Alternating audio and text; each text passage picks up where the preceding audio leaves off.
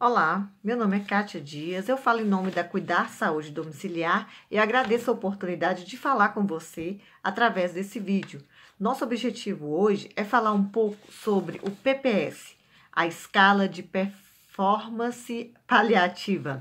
Essa escala ela é utilizada para os pacientes em atenção domiciliar ou internação domiciliar que estão em cuidados paliativos. Ela vai nos ajudar, né, a ter parâmetros de indicação do PAD e reconhecer a gravidade, reconhecer a complexidade deste caso. Ela não é utilizada isoladamente, né? A PPS pode ser utilizada junto com o resultado do NEAD, do CADS, então são escalas que se associam para que a equipe de gestão do cuidado tenha mais propriedade, tenha mais condições de reconhecer as necessidades desse paciente. A Organização Mundial de Saúde define como cuidados paliativos aqueles casos em que há uma assistência multidisciplinar para melhorar a qualidade de vida do paciente e da família diante de uma doença potencialmente letal, com o objetivo de prevenir e aliviar dores e demais sintomas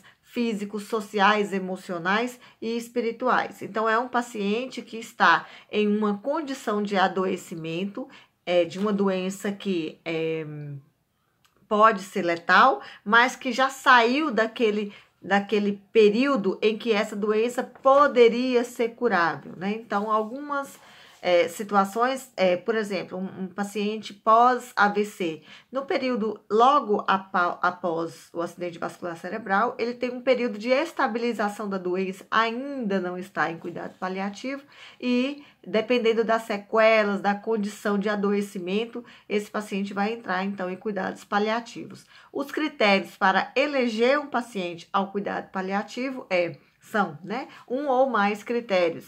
É um paciente com doença potencialmente letal, num estágio avançado e progressivo, então essa doença continua progredindo, tem poucas possibilidades terapêuticas ou um prognóstico de vida limitado, né? Não há a possibilidade de cura daquela doença. Então a gente vai conduzir os sinais, os sintomas e cuidar da assistência, né, para que aquele paciente tenha o mínimo de sofrimento possível.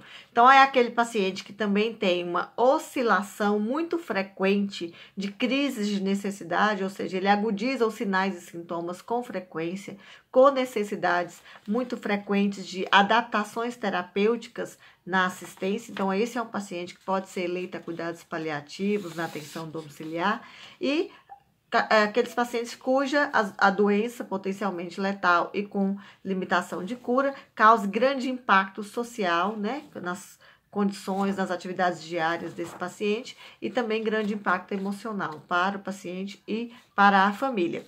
Então, o que é essa escala de performance paliativa?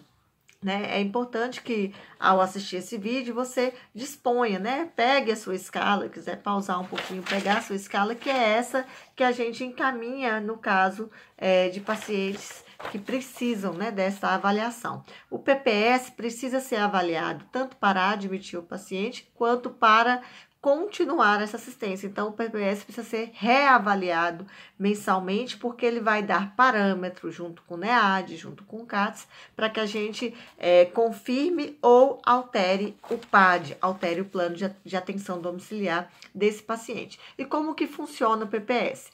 Então, nós temos um resultado de porcentagem. O resultado do PPS vai ser de 0 a 100%. Quanto maior a porcentagem, melhor é a condição do paciente, sendo 0 a situação de morte, quando o paciente não tem nenhum desses parâmetros. O que a gente avalia no PPS? Então, eu vou acompanhar aqui no meu formulário, você pode fazer isso aí através do nosso vídeo, né? Através da imagem também, ou através do seu formulário. Então, nós vamos avaliar 5 parâmetros. A gente vai avaliar a deambulação, a movimentação desse paciente, as atividades e evidência da doença, então o quanto ele consegue exercer suas atividades normais do dia a dia cotidiano e quanto a evidência da doença dele está impactando ou interferindo ou impedindo que realize essas atividades. O autocuidado, né? Então a gente está falando da dependência, da capacidade do paciente cuidar-se da alimentação, cuidar da sua alimentação, das suas necessidades, cuidar da sua higiene pessoal, cuidar-se emocionalmente. Então, o quanto esse paciente tem dependência ou não em relação às outras pessoas, como que é a ingestão, a alimentação desse paciente e o nível de consciência. Então, como funciona o PPS? Quando eu pego o primeiro parâmetro, deambulação, eu tenho várias possibilidades de resposta. Ou o paciente está com a deambulação completa, né? Ele faz isso de maneira independente, sem auxílio, ou ele está com a deambulação reduzida, ele consegue se locomover com ajuda, com auxílio, com algum suporte de algum equipamento. Ou o paciente, ele permanece apenas sentado e deitado, ou o paciente acamado. Eu tenho essas 4 possibilidades. Quando eu escolho uma dessas possibilidades, aqui, eu vou escolher uma dessas linhas.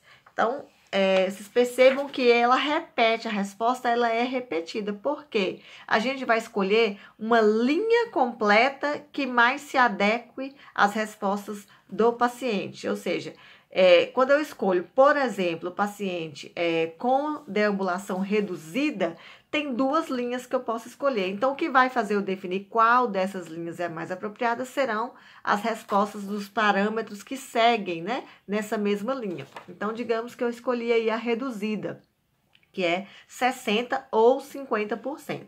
As atividades e evidência da doença, eu tenho, como eu já escolhi a reduzida, eu só tenho 2 possibilidades de resposta agora, que na verdade incapacidade para o trabalho ou alguma evidência da doença, ou eu tenho que escolher incapaz de realizar hobbies, já é uma doença significativa. Então, dessas 2 opções, eu vou escolher a que mais se adequa para o paciente.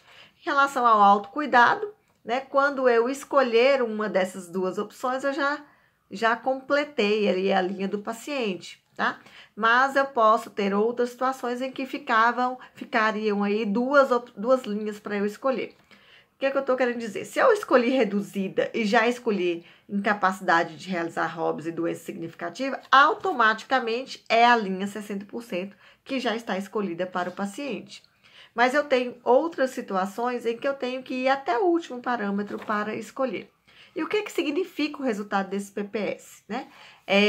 Ele vai me dar alguns parâmetros de acordo com a doença do paciente, vai me indicar, vai me sugerir qual é o PAD desse paciente. Por exemplo, um paciente, né, que tem ali doenças como câncer ou doenças cardíacas, doenças degenerativas, o PPS dele de 50% indica uma atenção domiciliar. De 40 abaixo já indica internação domiciliar. Já para as doenças demenciais, um PPS de 40 ainda me indica, né, um plano de assistência de atenção domiciliar. E somente PPS de 20 ou menos por cento, somente, né, para doenças demenciais, para as demências aí, é que me indica um PPS com internação domiciliar. Então, o PPS, essa porcentagem significa isso, ele vai me dar parâmetros, subsídios, sugestão de assistência domiciliar. Como eu disse, é muito importante que essa avaliação seja renovada mensalmente para que junto com o NEAD, junto com o CATS, a gente possa compor, confirmar ou alterar o plano de assistência domiciliar para esse paciente. Eu deixo esse canal de comunicação aberto, caso vocês tenham dúvidas sobre os parâmetros que nós discutimos ou tenham dúvidas diferentes do que foi tratado nesse vídeo, podem entrar em contato por telefone, pelo e-mail ou pelo WhatsApp mesmo, que vocês recebem informações aqui da nossa equipe de gestão. Muito obrigada e até breve.